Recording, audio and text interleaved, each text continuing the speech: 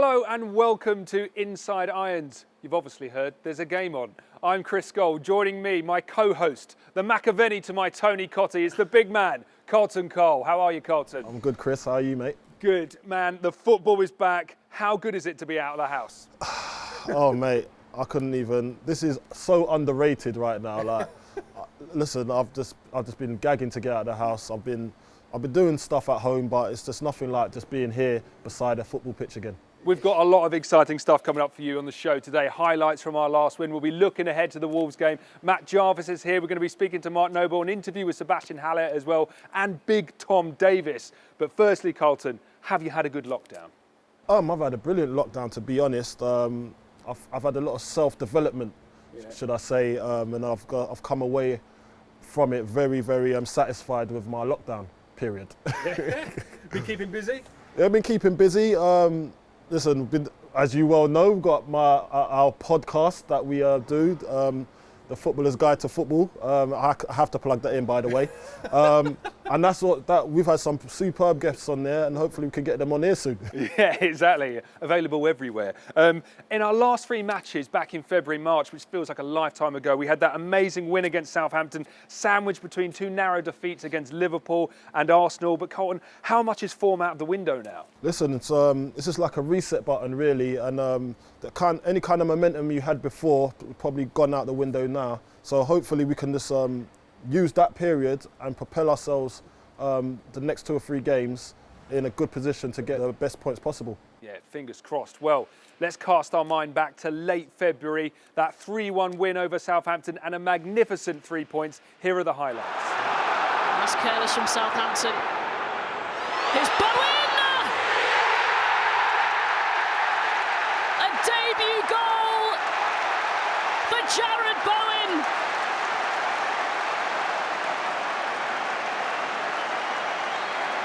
Southampton have men over on the far side. Ward-Prowse has made the run. Lovely cut back over Femi! 1-1! From absolutely nothing. Southampton are back in this. Towards Sebastian Haller. Antonio.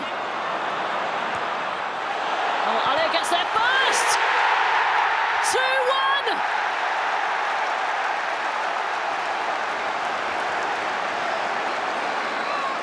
His 7th for West Ham United.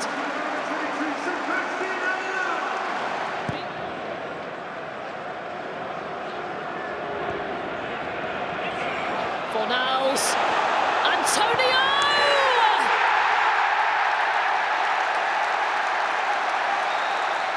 A goal he has deserved for his work rate.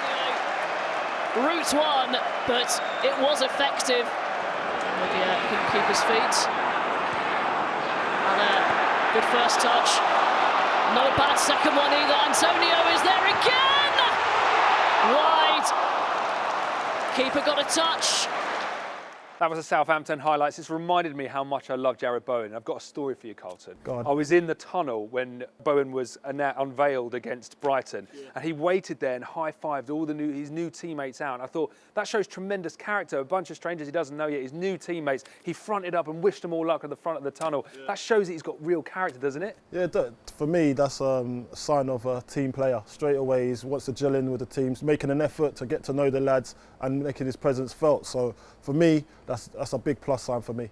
Yeah, and as well, we've got to talk about Haller's little Rabona there. What a moment that was. Listen, mate, when I saw that, I was thinking we'd signed Ronaldo. Do you know what I mean? Like, I couldn't believe it. It was unbelievable. Like, and he got it bang on. It's just a shame there wasn't a finish at the end of it. Yeah, it reminded me a little bit of a striker we used to have called Carlton Cole. No, I didn't. No, mate. If I'd have done that, my knee would have gone the other way.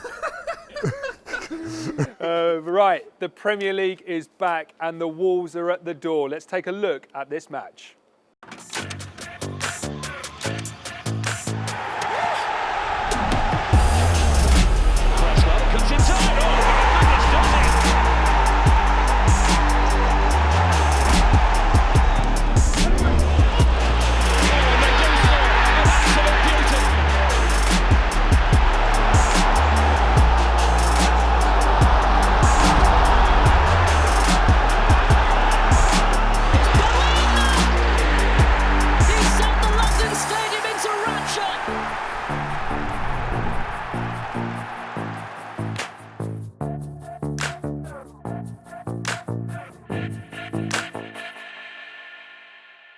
Oh man, I'm pumped for the game now. I've just remembered, Carlton, we've got a Wolves legend here, Carlton. 7 games, 1 goal.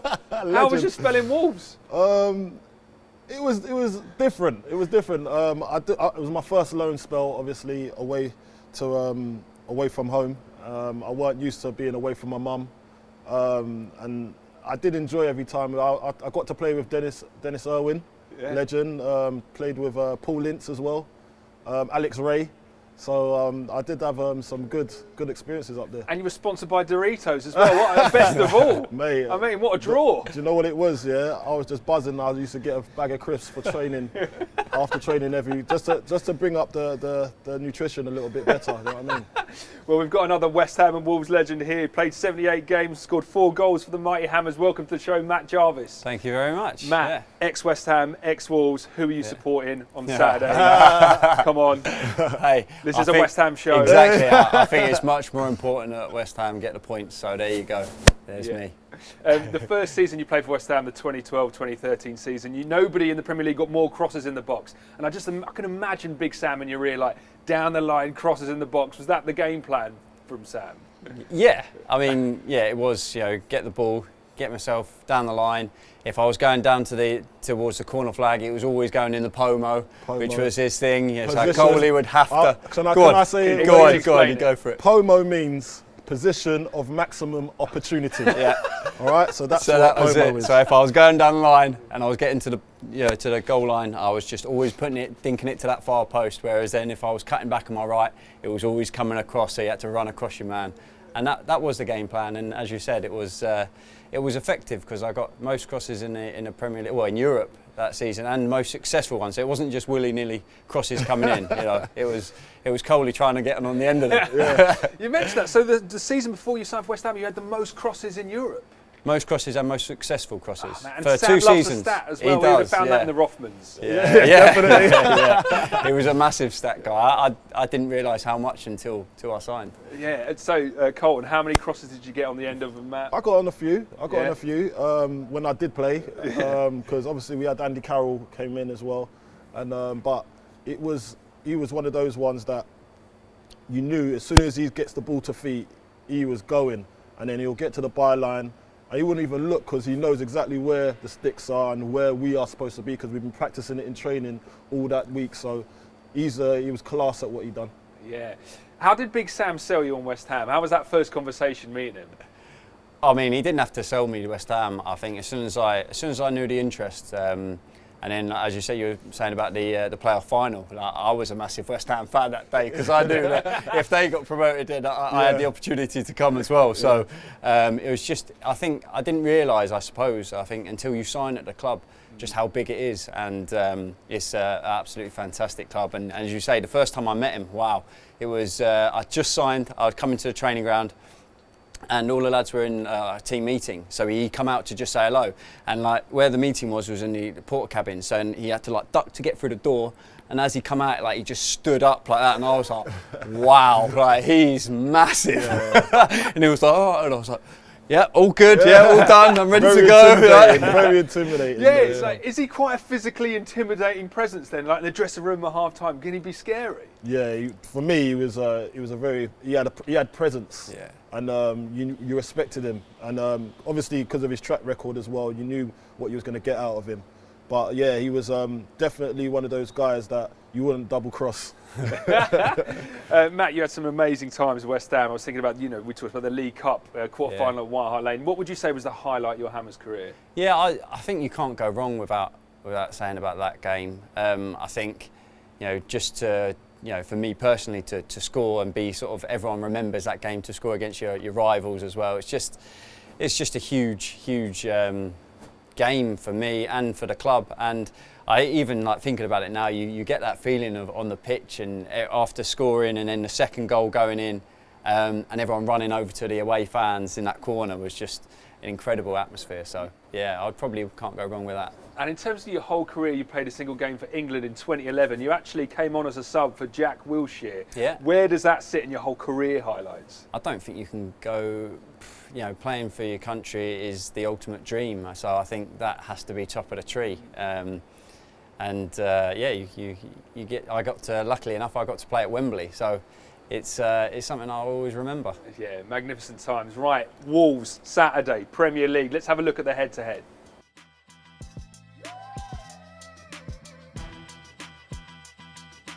So here's our record against Wolves in the last 6 games. This actually stretches 10 years of Premier League games. Doesn't include our 1-0 win, Nikita Jelavic in the FA Cup against Wolves. But as you see, bit of a bogey team, Wolves, for West Ham. That one win that we've got up there, last coming in New Year's Day 2011, 2-0 win for West Ham. Freddie Sears and an own goal from Ronald Zubar. Up front that day for West Ham, Carlton, Cole. In midfield for Wolves, Matt Jarvis. Do either of you remember that famous victory? No, I don't.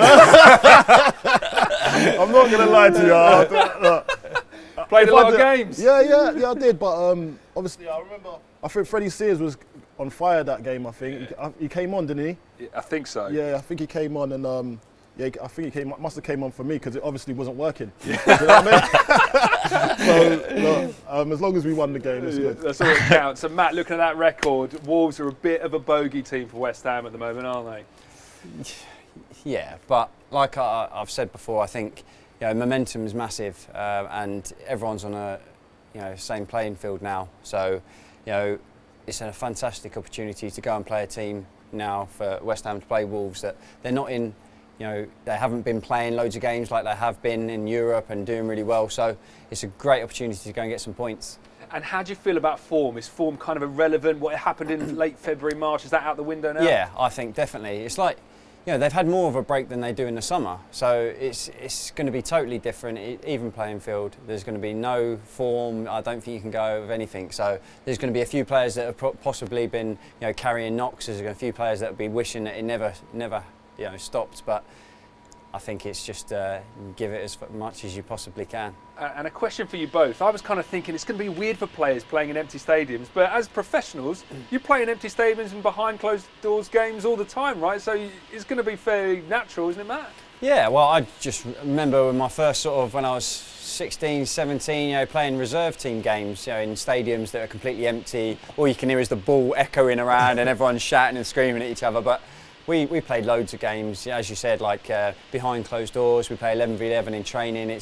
It's not going to be anything different for the players. I think it'll almost benefit some of them.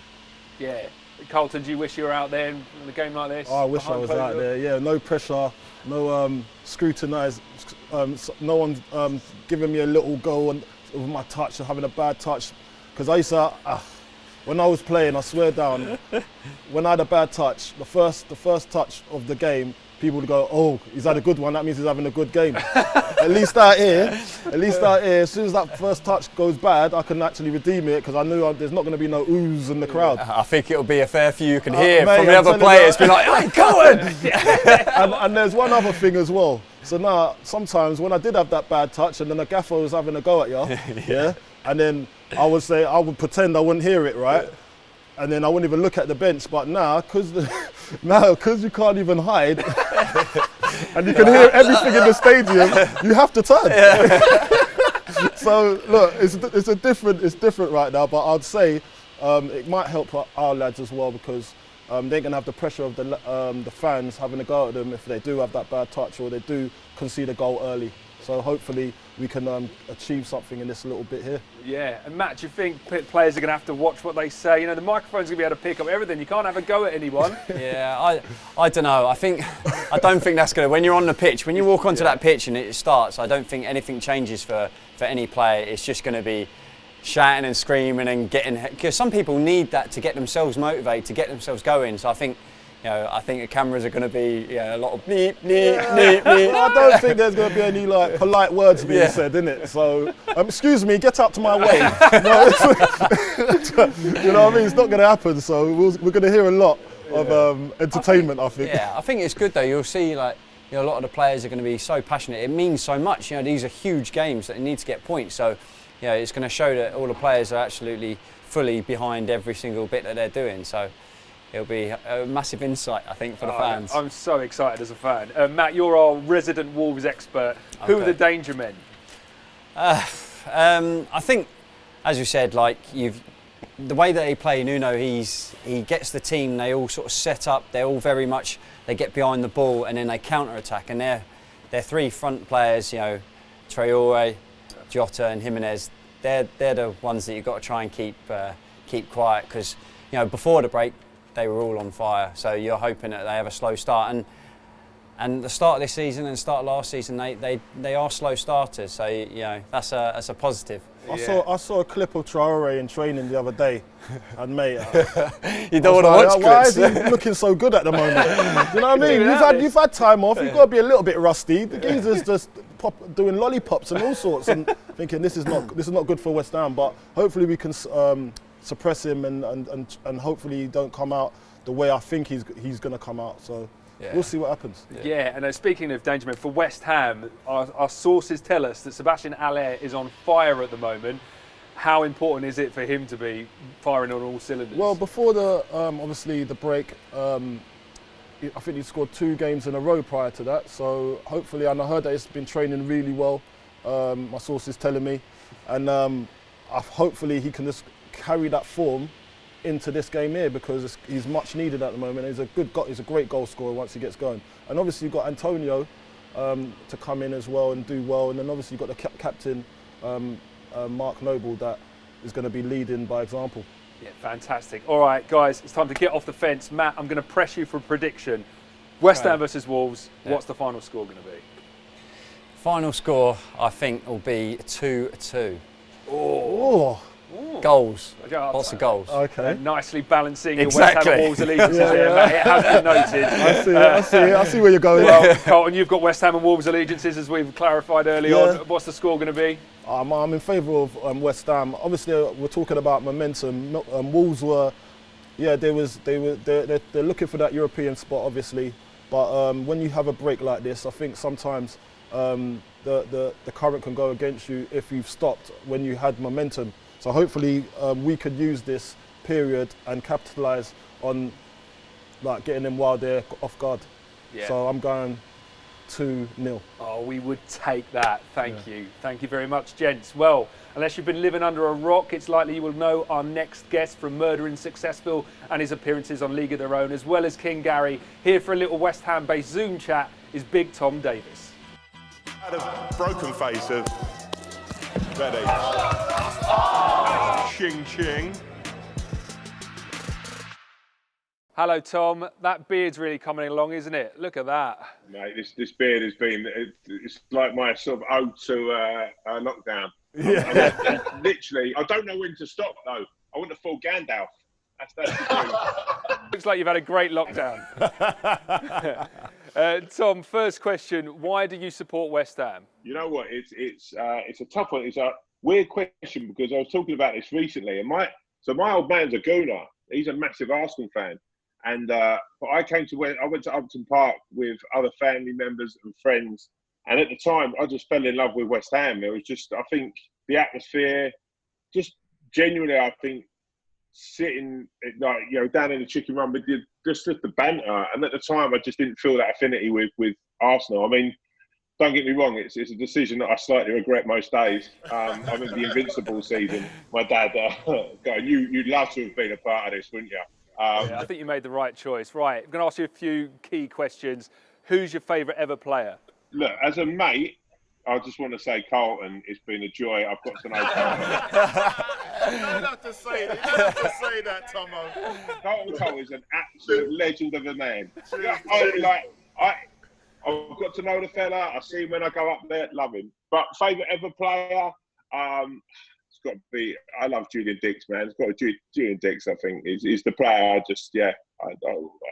just had so many. Just love watching him play. I just love watching everything about him. Who would you say is your second favourite? Who'd be up there? That'd be Noble, Mark Noble. I think Mark Noble stands for saying more than just being a footballer now as well. I think I talked to him at the beginning of this and how he speaks about. I think his affinity not just with the club, with the area that it surrounds and everything. I think Mark Noble is, he's just a massive credit. I've said this to you before, Chris, and I think I've said it to you, Carlton. I genuinely dread the day that Mark Noble sort of stops playing for West Ham, because I just think it will be just a great shame not to see him sort of there. I even now feel emotional. We've got to look at Mark Noble as the man he is and the man he's become, actually, because I've watched him grow. So I understand you with you fully, mate. Well, like you said, it's not just football, is it? It's the whole package for him. He knows the club, he knows the surrounding areas. He helps everyone that sort of comes to the club as well. It's just the settling in period. He knows everything about it. So Got Matt Jarvis here. I think he had the most crosses in the Premier League in the 2012-2013 season. Can I press you for your favourite Matt Jarvis moment? You scored a couple in a game for us, didn't you? Me? Couple? No, not a couple. No? I scored an unbelievable header. I've got one. That's terrible, Matt. I feel even worse now that I've flooded Carlton with all these compliments. I've left you hanging.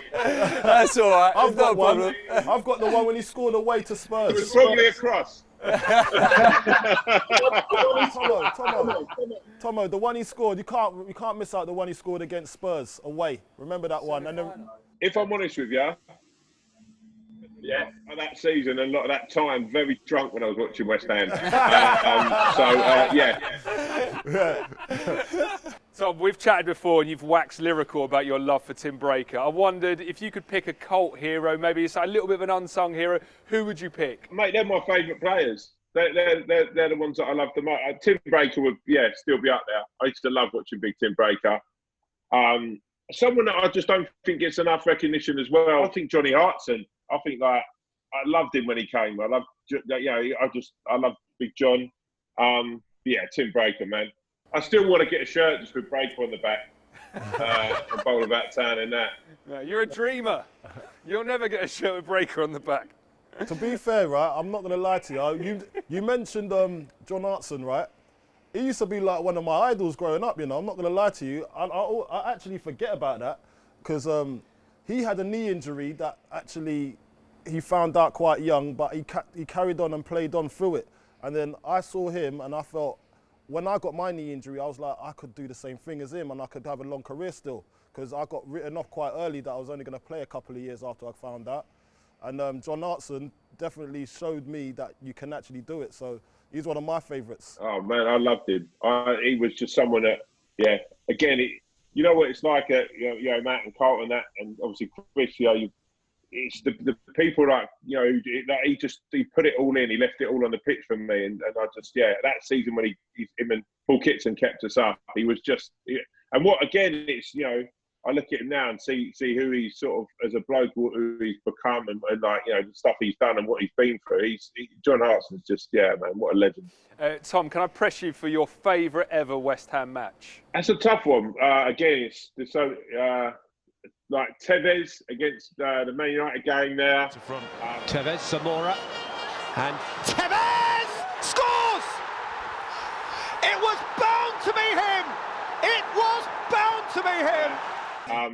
I genuinely I partied for about, and this is no exaggeration, if I said it was over a week. I just stayed up in Manchester and just went, this is, it was... I just was like that moment. But again, 4-3 against Spurs. One of the greatest memories. I think that was that season with John Hartson. But it's got to be Man United, the Tevez moment, man. Yeah. And if you could wipe one match from your brain, what match would you want to wipe? Well, I mean, that's a harder question. Who's still in it? Well, I think he was doing that. You were doing that automatically when he was on the booze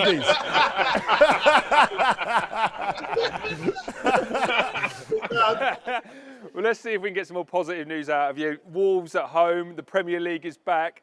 What's your prediction? How are you feeling about it? I think we're going to get through. We're going to have 2 really hard games, and then I think we'll spike and we'll come back up. But I think that that Tottenham game, and we do well against Tottenham, but I think it's just going to be. I wish I could be more positive, but I have to be real. It was all about positivity, wasn't it? We actually spoke earlier, and we were saying that the crowd will, being at home with no atmosphere, no crowd, I think will benefit the team. So I think everyone will just be able to go out there and enjoy playing football and do what they do best, rather than having to deal with anything else that's surrounding them. Yeah, well, you talked me into it now. I'll rethought Here we go, a bit of positivity. Matt Jarvis, can you come and talk to me before every gig? No problem, I'm always here. Boys, all the best. Big love to you. Cheers, Tom. Catch you later. That was Big Tom Davis. I can't believe he didn't mention the 2012 playoff final in his favourite games. It's everyone's favourite game. Disappointed with him, to be fair. He says he's my mate, but he obviously ain't. Well, it's been a while since we've seen a goal, so here to whet your appetite for the Wolves game is our top 5 goals against Wolves. Powell. Go through to Sheringham. Oh, and Lescott's messed this one up. Here's Sheringham! And the old man has done it again. On as a substitute for Bobby Zamora. He finishes spectacularly well. Keane. Good sway of the hits there, sent the opponent the wrong way. Oh, nice ball, this is Slater. Got Allen there in support. There's the cross. Keane the header! Kevin Keane scores! What a goal! Absolutely brilliant! 18 minutes gone. It's West Ham United 1, Wolverhampton 1-0. And you won't get a better header than that.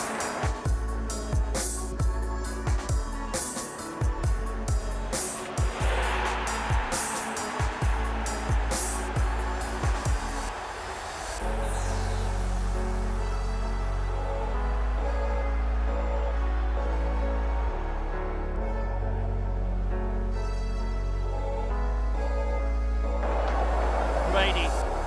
Fans would love to see him get on the score sheet. Let's fly. Oh, he does so! Brilliant shot from Leon Brady. No wonder they're storming the pitch. Oh, will he ever survive that under heat? He must be so choked emotionally anyway. And they're storming on from every angle. Here's Reprop. It's a nice little chip. It's found Zamora. Bobby Zamora. A fantastic goal by West Ham. 7 minutes after conceding. At the other end, West Ham are level. We're joined now by our captain, our leader. He's a West Ham icon. Welcome to the show, Mark Noble. How are you? Have a swing. What a hit. Sets it up for Noble. Welcome to the show, Mark Noble. Hey, Mark. How are you? Good. My first question was going to be, how's your lockdown been? But look at your barnet. What is going on there? No, I'm loving it, to be fair. My wife told me I look like an Italian stallion the other Oh, night. give over, man. Mark, you've got 2 kids. How delighted are you to be out of the house right now? To be honest, mate, I actually loved spending time with them, but the homeschooling was an absolute disaster. I ain't got the patience for that sort of stuff. And my boy would say, "Come on, Dad, let's go and play football in the garden," and it was like, "Come on, then, let's go." Do you know what I mean? So,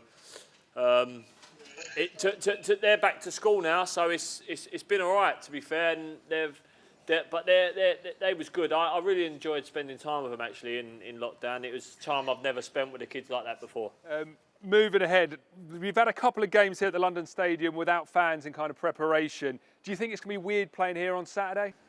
I ain't going to lie to you, yeah. I'm trying to picture in my head what it's going to be like. You know, when someone has a shot or the keeper makes a great save or you make a good tackle, a good pass, and you normally hear the applause or the fans, and you ain't going to hear that. It's going to be silent. It's going to be really strange. So, but everyone's in the same boat, and we just have to get on with it. I've always thought you deserve to be playing football in June and July, and there's a hectic schedule of games coming up. How do you feel about it?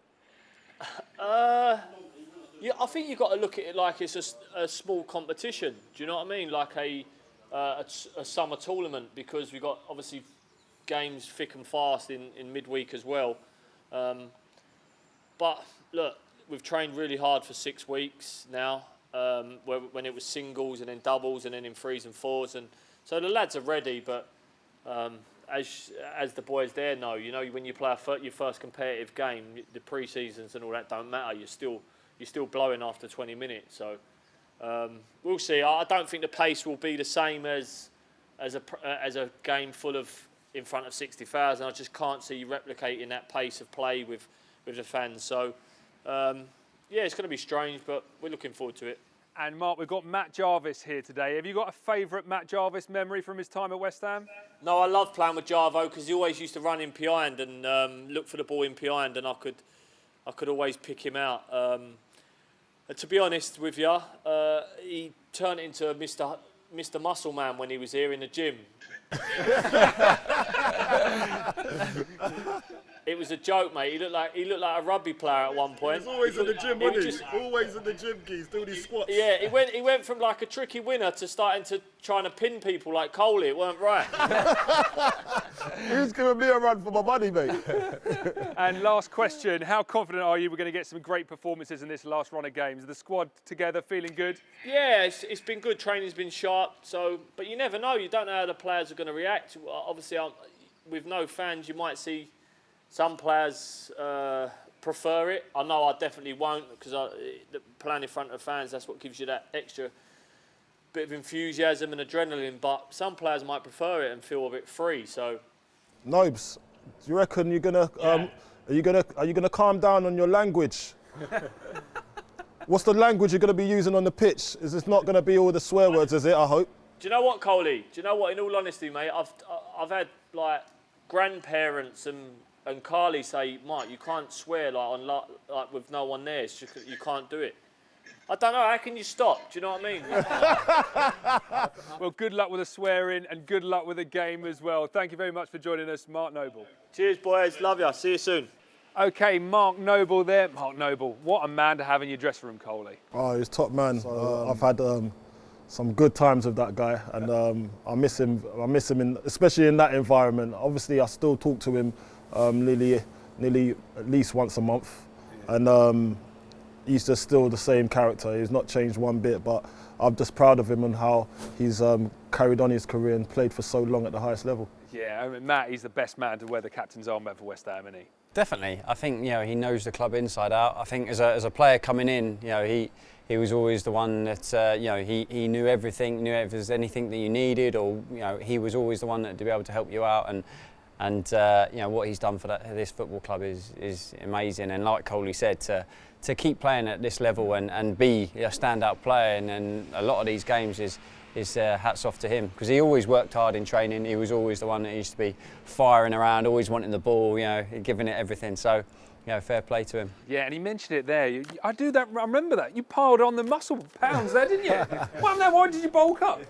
Well, He saw me, He's thinking, I got to compete with Coley, mate. Like, this geezer's was massive. just one of them, yeah. I had to. There was that squad at the time. There were a lot of tall, strong men. I felt like I had to try and do something. Well, we mentioned it a little bit earlier in the show, but rumours are rife that this man is on fire. We caught up with our leading man, Sebastian Haller.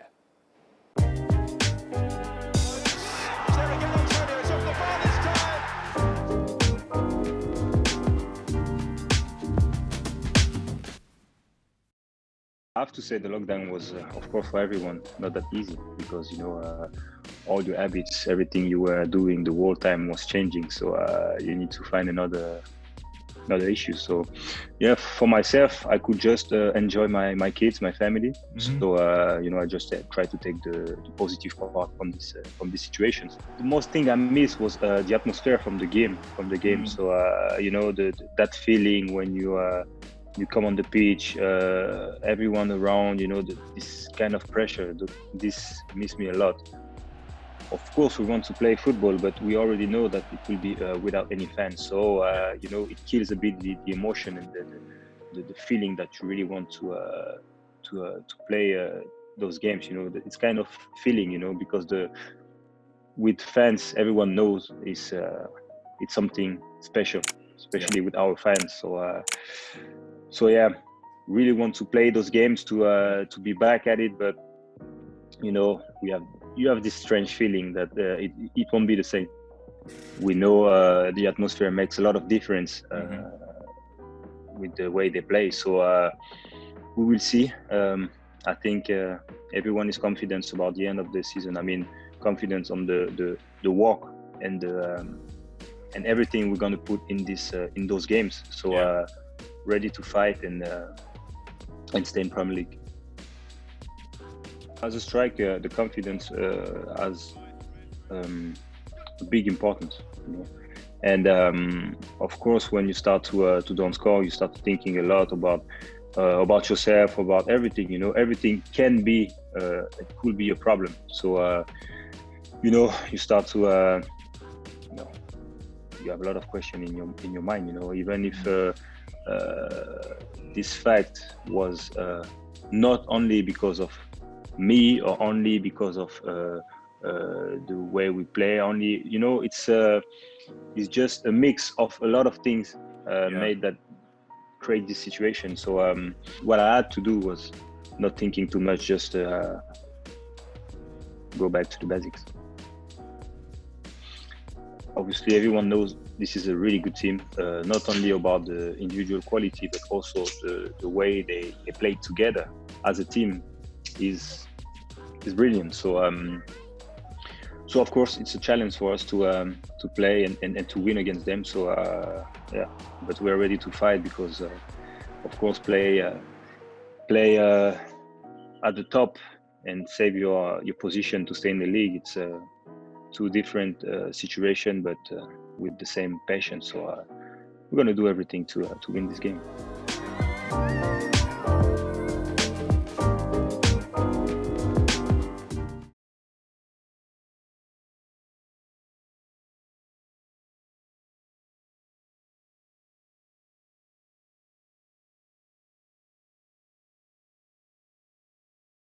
And that was Sebastian Haller, and that is it for pre-match one, episode 1 of Inside Irons. And now I guess we might try and hide somewhere for the game on Saturday. I might nip in that cupboard in there. Where are you going to go? I think I might go up on the roof, geese. You know?